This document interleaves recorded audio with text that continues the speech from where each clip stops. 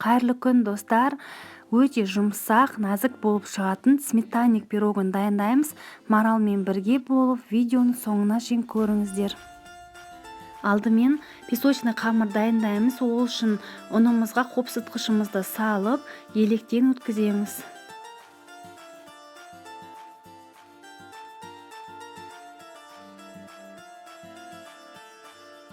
Сонан соң бөлме температурасындағы сары майды саламыз, және де құмшекерімізді салып, қолымызбен крошка жасаймыз. Барлығын жақсылап араластырамыз. Міне қараңыздар, бізде осындай крошка пайда болды. Енді оған 2 жұмыртқамызды салып, жақсылап араластырып, қамыр илейміз. Қамырымызды ұзақ уақыт илеуге болмайды, себебі песочный қамыр қолдың жылуын ұнатпайды, сол себепті жылдам илегендеріңіз дұрыс.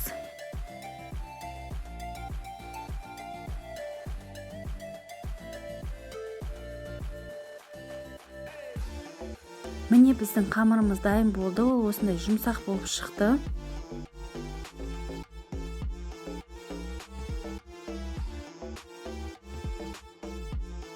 Енді қамырымызды 2 пергамент қағазының ортасына аздап ұн сеуіп, дөңгелетіп жаямыз.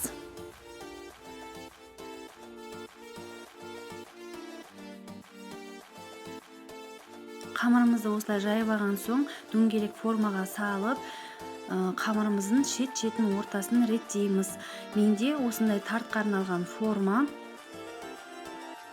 Енді салмамыз дайын болғанша бұл қамырымызды холодильникке сала тұрамыз.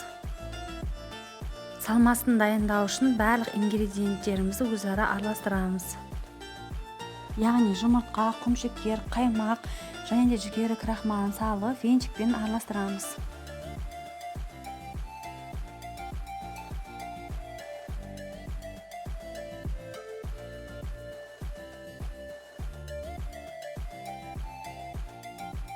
Соңынан ванилинімізді салып, тағы да араластырамыз.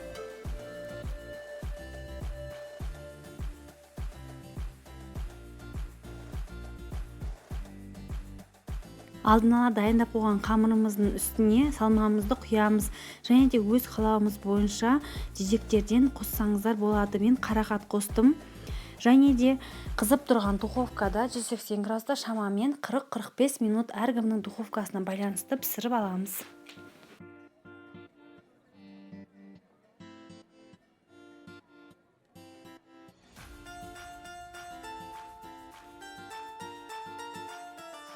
Достар, міне өте нәзік, жұмсақ, оңай жасалатын сметанник пирогымыз дайын болды. Өздеріңіз көріп тұрғанда оңай бөлінеді және дәмі деген керемет болып шығады. Сіздерге ұнайтынына сенімдімін. Егер сіздерге видео ұнаса лайк басып, пікір қалдыруды ұмытпаңыздар. Менімен бірге болғандарыңызға көп рахмет. Келесі видеода жолыққанша сау саламат болыңыздар.